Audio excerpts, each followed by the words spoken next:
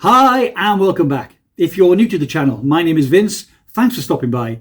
You are very welcome here indeed. So a new study out of the University of California has looked into the consumption of coffee and the real risk of heart arrhythmia. Enough waffling off me, let's jump into the presentation and let's see what it's got to offer.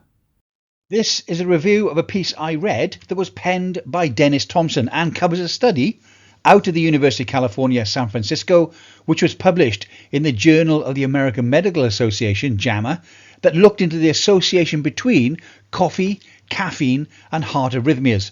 And there are links in the description below to the study and the articles I used to put this presentation together. For decades, doctors have warned people suffering from heart rhythm problems to avoid coffee.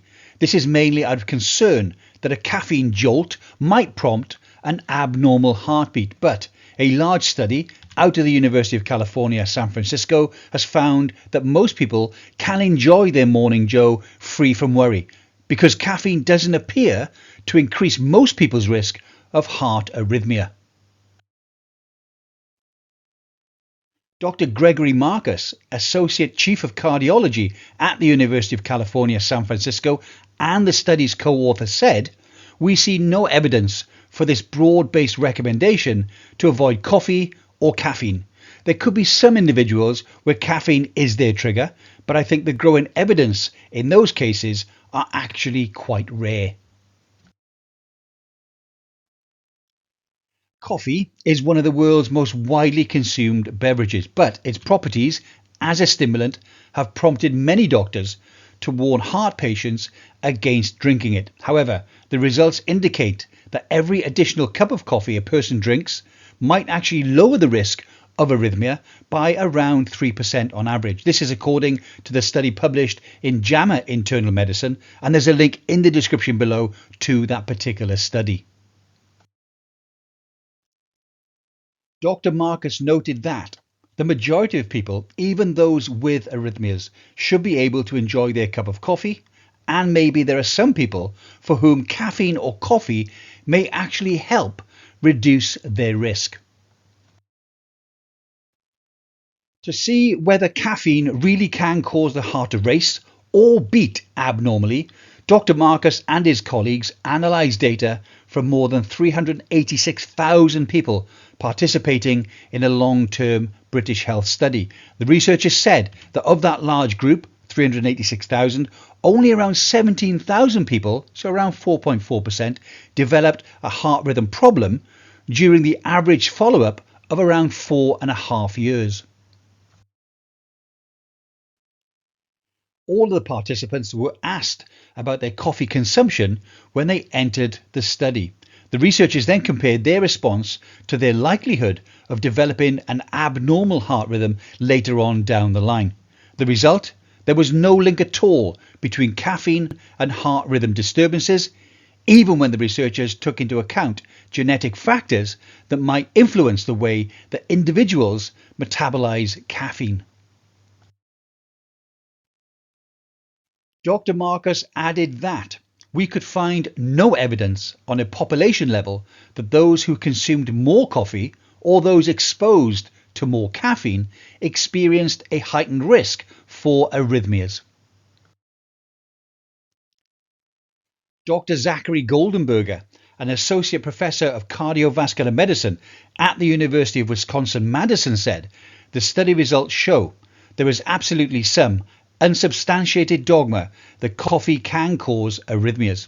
I think the bottom line, based on these findings, is that coffee may not cause arrhythmias, but it doesn't necessarily protect against them either." However, Dr. Goldenberger cautioned against reading too much into what the study observed about caffeine's potential protective benefits, given that the effect was so small.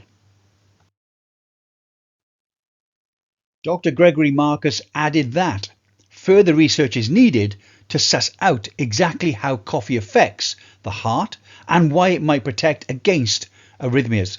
Coffee has anti-inflammatory effects, and it's well known that inflammation can contribute to heart rhythm problems. It might also be that caffeine motivates some people to be more physically active, which also reduces the risk of arrhythmia.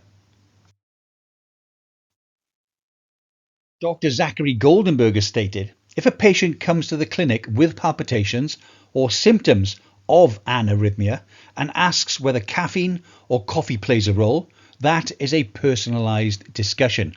If a patient reports having palpitations that seem correlated with coffee or caffeinated beverages, these data don't give us the license to tell them to try to limit coffee. But I think we could tell our patients that coffee doesn't place people at higher risk of heart rhythm disturbances. Dr. Gregory Marcus closed by saying, we are probably not fully aware of the various mechanisms that may be relevant to the relationship between caffeine and heart health. In many cases, anecdotally, it doesn't make a difference. For most, I have not found that it's an important trigger. They are very happy to receive this good news, especially those who enjoy coffee. Dr. Marcus also said that he encourages his own heart rhythm patients to experiment with their own coffee consumption.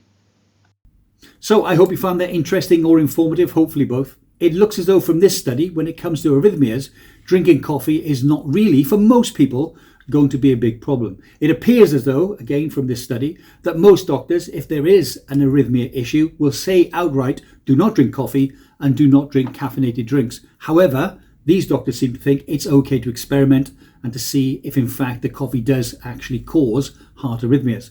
Let me know in the comments below if you suffer from arrhythmias, and if, like this study has said, the doctor just said to you point blank, do not drink coffee and do not drink caffeinated drinks. Or, as a result of this study, although it is epidemiological, are you thinking about introducing coffee into your healthy lifestyle? I think I've done 7 of these so far, and the majority all seem to return positive results. The only negative result I've really seen is to do with sleep disturbance.